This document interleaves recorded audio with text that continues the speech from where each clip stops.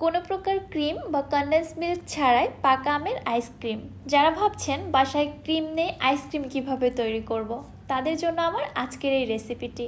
আসসালামু আলাইকুম everyone, welcome back to my channel. Cream ছাড়াই আইসক্রিম তৈরি করব, তাও আবার মাত্র 3টি উপকরণে। ভাবা যায় এত মজা হবে আইসক্রিমটা, মনে হবে আমরা বাইরে থেকে ম্যাঙ্গো আইসক্রিম কিনে এনেছি। এটা যে ঘরে তৈরি করা হয়েছে ক্রিম ছাড়া কেউ বুঝতেই পারবে না।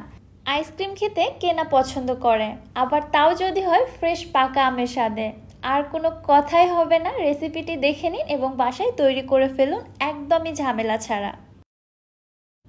বিসমিল্লাহ। প্রথমে আমি এখানে নিয়েছি 7 পিস পাউরুটির স্লাইস। 1 লিটার দুধের আইসক্রিম তৈরি করবো, এজন্য আমি 7 পিস পাউরুটির স্লাইস নিয়েছি। আপনারা দুধের পরিমাণ কমিয়ে বাড়িয়ে নিলে পাউরুটির পরিমাণও কমিয়ে বাড়িয়ে নেবেন। পাউরুটির সাইডে যে ব্রাউন অংশগুলো রয়েছে ওগুলো আমি কেটে আলাদা করে নিচ্ছি। অবশ্য এগুলো দিয়েও তৈরি করা যাবে, তবে ব্রাউন অংশগুলো থাকলে আইসক্রিমের কালারটা একটু নষ্ট হয়ে যাবে, এজন্য আমি এটা বাদ দিয়ে দিচ্ছি। এদিকে চুলায় একটি প্যানের মধ্যে নিয়ে নিচ্ছি 1 লিটার লিকুইড দুধ। অপেক্ষা করছি দুধের মধ্যে একটি বলক চলে আসা পর্যন্ত। দুধের মধ্যে অলমোস্ট বলক চলে এসেছে।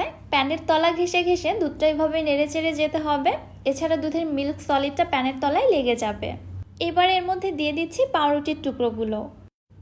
একটি স্প্যাচুলার সাহায্যে এভাবে চেপে চেপে দিচ্ছি, পাউরুটির সকল টুকরোগুলো যেন দুধটা ভালোভাবে সোক করে নিতে পারে। সেই সাথে আমি নেড়ে চেড়ে এটাকে একটু ঘেটে নিচ্ছি। যতটা সম্ভব নেড়ে চেড়ে একদম ঘেটে ফেলতে হবে, কোনো পাউরুটির টুকরো যেন শুকনো না থাকে, সম্পূর্ণ দুধ পাউরুটিগুলো যেন সোক করে নেয়। দেখতেই পারছেন নেড়ে চেড়ে ঠিক এরকম হয়েছে। এই পর্যায়ের মধ্যে দিয়ে দিচ্ছি আমি হাফ কাপ চিনি। চিনিটা আপনারা আপনাদের টেস্ট মতো দিতে পারেন। এছাড়াও এর মধ্যে পরবর্তীতে আম ব্যবহার করা হবে, আমেও কিন্তু মিষ্টি থাকে, ওইটা বুঝে চিনিটা অ্যাড করে দিতে হবে। আমি যেটা দিয়েছি এই মিষ্টিটা আমার কাছে পারফেক্ট লেগেছে। ভালোভাবে নেড়ে চেড়ে একদম ঘেটে নিয়েছি। দেখতে পাচ্ছেন পাউরুটির টুকরোগুলো একদমই গলে গেছে এবং দুধটাও খুব ভালোভাবে সোক করে নিয়েছে। এই পর্যায়ে হাঁড়িটি আমি চুলা থেকে নামিয়ে এটা এক সাইডে রেখে দিচ্ছি ঠান্ডা হওয়ার জন্য। ঠান্ডা হওয়ার পরে এই মিশ্রণটা কিন্তু আরও বেশ খানিকটা ঘন হয়ে আসবে। এখানে নিয়েছি 2টি পাকা আম। আম দুটোকে আমি কেটে টুকরো টুকরো করে নিচ্ছি। আপনারা আপনাদের সুবিধা মতো আমগুলোকে কেটে নেবেন।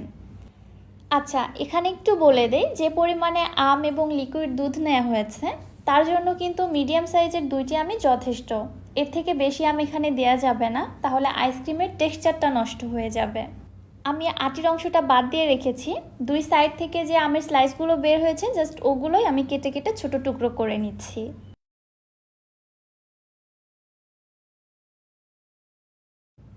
এবারে আমের টুকরোগুলোকে এক সাইডে রেখে দিচ্ছি। অন্যদিকে দুধ এবং পাউরুটির যে মিক্সচারটা ঠান্ডা হতে রেখেছিলাম ওইটা একদম ঠান্ডা হয়ে গিয়েছে এবং দেখুন ঘনত্বটা আগের থেকে কিন্তু অনেকটাই বেড়ে গেছে। সম্পূর্ণ মিশ্রণটা আমি একটি ব্লেন্ডারে জারে নিয়ে নিচ্ছি। এর মধ্যে দিয়ে দিচ্ছি 2 টেবিল চামচ গুঁড়া দুধ, সাথে দিয়ে দিচ্ছি কেটে রাখা আমের টুকরোগুলো। এখানে আর কোনো কিছু অ্যাড করার প্রয়োজন নেই, জাস্ট এই উপকরণ কয়টিকে খুব ভালোভাবে ব্লেন্ড করে একটা স্মুথ পেস্ট তৈরি করে নিব। দেখতেই পারছেন খুবই সুন্দর একটা পিউরি তৈরি হয়েছে, বা মিশ্রণ যেটাই বলেন না কেন। এর মধ্যে কিন্তু কোনো কিছু লাম্পস বা দলা নেই, একদম স্মুথ একটা টেক্সচার হয়েছে।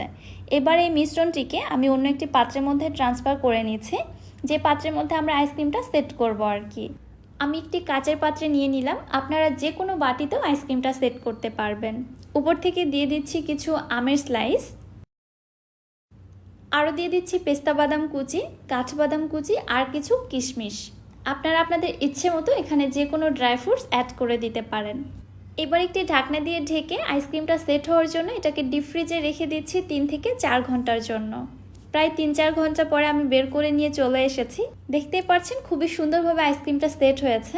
আমি একটি আইসক্রিমের স্কুপের সাহায্যে আইসক্রিমটা উঠিয়ে নিচ্ছি। আইসক্রিম স্কুপ লাগানোর সঙ্গে সঙ্গে আইসক্রিমটা উঠে আসছে। দেখতেই পাচ্ছেন এটা কতটা পারফেক্ট হয়েছে। টেক্সচারটা আশা করছি আপনারা বুঝতে পারছেন, এটা কিন্তু একদমই বরফ জমেনি। খুবই ক্রিমি একটা টেক্সচার হয়েছে, তাও আবার কোনো প্রকার ক্রিম বা কনডেন্স মিল্ক ছাড়াই। আইসক্রিমটা যে শুধু দেখতেই সুন্দর হয়েছে তা না, এটা খেতে কিন্তু আলহামদুলিল্লাহ অনেক বেশি মজা। উপর থেকে কিছু পেস্তা বাদাম কুচি দিয়ে দিচ্ছি, দেখতে আরও বেশি আকর্ষণীয় লাগবে। তৈরি হয়ে গেল কোনো প্রকার ক্রিম কনডেন্স মিল্ক ছাড়াই মাত্র 3টি উপকরণে লোভনীয় পাকা আমের আইসক্রিম। রেসিপিটা ফলো করে যারা একবার আইসক্রিমটা বানানো শিখে যাবেন তারা তো আর বাহির থেকে আইসক্রিম কিনেই খেতে চাইবেন না। আশা করছি রেসিপিটি আপনাদের কাছে ভালো লেগেছে। ভিডিও ভালো লাগলে যারা আমার ইউটিউব চ্যানেল থেকে ভিডিওটি দেখছেন চ্যানেলটি সাবস্ক্রাইব করে দিবেন এবং যারা ফেসবুক পেজ থেকে দেখছেন পেজটিতে একটি লাইক অথবা ফলো দিয়ে দিবেন। সো আজকের মতো বিদায় নিচ্ছি। আল্লাহ হাফেজ।